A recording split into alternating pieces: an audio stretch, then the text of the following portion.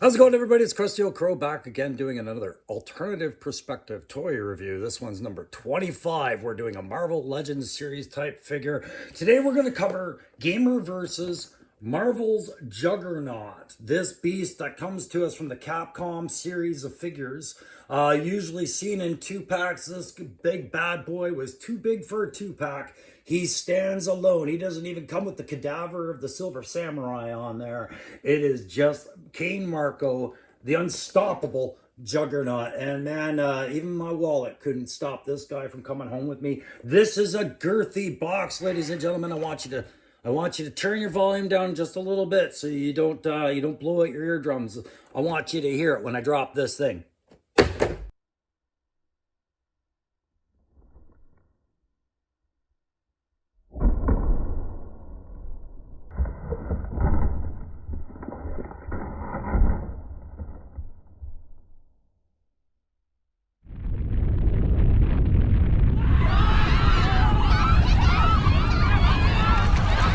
That's one heavy box of mass plastic and mutant mayhem. Not that he's a mutant, he's got that crystal Kratorak that gives him powers. This is Charles Xavier's stepbrother. If anybody ever picked up on that in the Deadpool movie and wasn't a comic collector, you know, they've got the same relation as Snow White and his stepmom. They get along just as well, right? Why do I love him? Because I've always been an X-Men fan, and he's always been at the top of the list of the villains in that. And I remember the days when he used to hang out with Black Tom Cassidy. And you remember in the 90s and 2000s, that led to him having a bad rapport with Deadpool. But what really intrigued me about this guy, the reason I wanted him, is I will admit I have an affinity for big, heavy figures, right? When I first started Marvel Legends, this was the biggest boy I got. Then I worked my way up to this guy, right? Of course, the Maximum Hulk, which is downstairs on the shelf. I thought that would be a bit cliche, but he's going to come out and play today. Other big figures, but this is probably the heaviest one I've got. So I'm going to have some fun taking my pictures and doing my usual assessments of what I think of this figure. I'll tell you the things I like. I tell you the things I don't like. What I'm doing away with now on the alternative perspective is giving these things grades. I find that's a little bit too much like what I do with the tactical perspective for the G.I. Joe Classified line. You know, these are comic book characters done with different artist styles, and for me to try and pinpoint accuracy and give them an assessment seems subjective. So I do away with grades on an alternative perspective as of number 25. And I just tell you straight up, is he worthy or not? You know, the Thor assessment. Is he worthy? We'll see if Juggernaut stands worthy. If you guys like these kind of reviews, don't forget, like, share, subscribe. It's really helping my channel out. And I am having a great time with this toy collecting hobby and the YouTubing hobby, man. This is a good time. I'm going to go have a good time playing with this, guys, and we'll see you as we go here. Thanks very much. Okay, so what do I know about the Juggernaut? That still gets sustained in an alternative perspective. Well, I know that the Juggernaut is Charles Xavier's stepbrother, like I said, and they used that as a plot device throughout the early runs of the X-Men to kind of motivate him to be evil, where Xavier and the X-Men were good. You know, and I also know that that later changed. And he later, became a more sympathetic character and redeemed himself through the X-Men. But I don't know where the lore really stands with Juggernaut anymore. I do know that he is not a mutant. He is a guy that was possessed by the Crystal of Kratorak, a demon that made him his avatar. And as cool as that is, you know, he hasn't been the only one to hold the Juggernaut mantle, right? Kane Marco is one Juggernaut. But, about 10 years ago, we saw Colossus from the X-Men actually become a Juggernaut himself, right? And this is where I remember the Juggernaut the best, is my comic collecting days of the X-Men and, of course, Spider-Man and other issues. You know, Juggernaut was always unstoppable until he was stopped. He was this, unstoppable force that married up not just with evil mutants like Magneto, but also again Black Tom Cassidy, which carried over into a lot of the beginnings of the Deadpool series back in the 90s, 2000s, when Liefeld dropped Deadpool. Eventually there was a miniseries, and you found out that Deadpool really rubbed Juggernaut and Black Tom Cassidy the wrong way, and I always thought that was epic. But of course, this Juggernaut we're getting is not the comic Juggernaut, or is it? Now, see, here's the thing. I'm understanding that Gamerverse is actually relaunching perhaps something that we've had before in Marvel Legends series, and I've heard mention that this Juggernaut is not something new to Marvel Legends series, just new to the Gameverse. But this is the Capcom-inspired Juggernaut with the Capcom, dimensions and body proportions.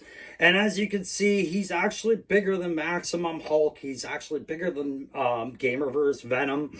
Surely he's bigger than the Colossus. And, it always makes it seem like such an imbalanced fight when Juggernaut enters the field. So, having played limited Capcom games in the past, I do remember playing the arcade version of Marvel vs. Capcom, and the Juggernaut with his thunderous punches that they've included an effect for, and his rants and raves and anger poses and grabbing debris off the battlefield to beat you with is all encompassed by including opening hands, which you can see are about 1/5 the size of my own hand, right? 1/5 scale of my own hand, if they're and about. So these are nice little features. However, I did notice when I was putting them in and out of that wrist, those wrists I should say, the gauntlets keep sliding off, and the gauntlets have a very particular position, as do the bicep brassard that he sports, right? So I was a little annoyed manipulating arms from time to time, just time to time, not all the time, with that slippage of that wrist gauntlet and having to fumble with these things. Now you'll see these hinges are on the up-down positions of the hands, like the forward and backward, not the side to side. And we'll put those away. I wasn't a big fan of the blast feature that I talked about because they used this dimple bracket to kind of lock it in to the fist. And I don't find it's a good fit. I find it's a very no tension kind of thing when it should be a tension mounted thing. And there's a lot of slipping. I just haven't found the proper use with it. And when I check on the box, I see nothing that really gives me any direction, like the box is very simple. It just says he wins. Well, how does he win? How does he use his utilities? It gives me nothing as an indicator of that, but I do recognize this guy from the video game, and he is very recognizable. Now, articulation wise, I went into this with eyes wide open. He's not Barry. He isn't.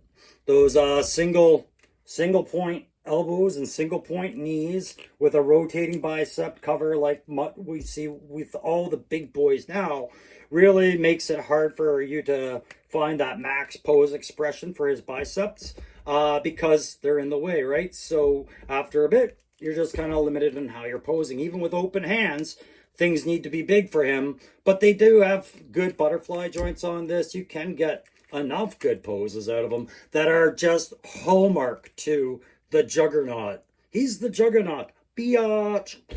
Right? So, do I really mind the points of articulation being kind of encumbered in the knees and elbows? No, because he is not exactly a graceful ballet dancer. He is the Juggernaut, an unstoppable force charging through buildings, into bank vaults, and into my heart. I wanted this big, beefy character. My God, did he make a thud when he slid out of the box. But this is the only Gamerverse figure I picked up from the Capcom part. I didn't pick up any of the other 2-packs. Didn't feel a really desire for them, even though they had one with Wolverine and Silver Samurai. And I do kind of collect Wolverines.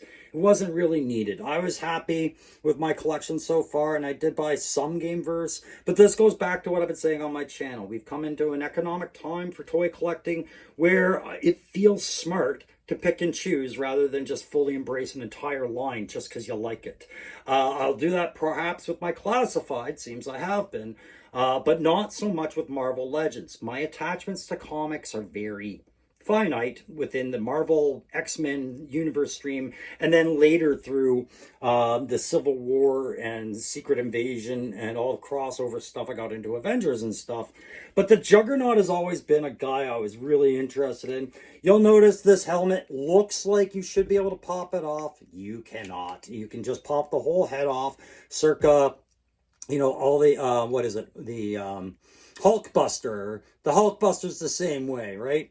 But they don't give you an alternative head where he is without his helmet. And I feel like that's just because he's the Gamerverse version. And I don't know, in the Gamerverse version, I don't think you can remove his helmet, right? But, you know, in Marvel Comics, we learned, and in the movies and everywhere else, that this magic helmet, once they managed to unfasten it, his foes have learned that he can be taken down either through telepathy or manipulating his mind, but also, you know, it's the sign you're wearing him down, right? And it's a hard thing to do, to wear the Juggernaut down. This guy's got that hip or torso rotation, and it almost feels spring-loaded, but I've worked it in where I can get some posing laterally out of him, but it always wants to spring back, as you can see, right? The little tension to it. So, I don't know, maybe action punching Spider-Man. Yeah, that worked. But do I really appreciate it when I'm trying to do photography? Not particularly, no. Overall, though, I can't really complain much about a character I bought willingly with eyes wide open on what I was expecting for Articulation, right? You look at those boots, these size boots, right? They are hero stompers, if ever you've seen them. And yeah, just a very girthy figure, made a loud thud on the table. That always impresses me. Equally, he thudded it down on the table at GameStop, and I thudded my wallet back down, and one made a bigger noise than the other. It wasn't mine. Anyways, overall, what do I think of this kit? Is he worthy? I say yes, because this is my first time seeing him. If you've already seen this Juggernaut, if you have this in the collection, I think you would find the answer probably no. He's not worthy for your collection unless you are fully embracing the Capcom way. And there's nothing wrong with that. That's a preference thing. But for myself, I found him worthy merely because I didn't have him, because he beats up on Colossus, Colossus beats up on him, and somewhere in between, Spider-Man gets squished. But I don't have any other Capcom figures, so I figured maybe I'd introduce them to my Jada collection and let them fight it out with them.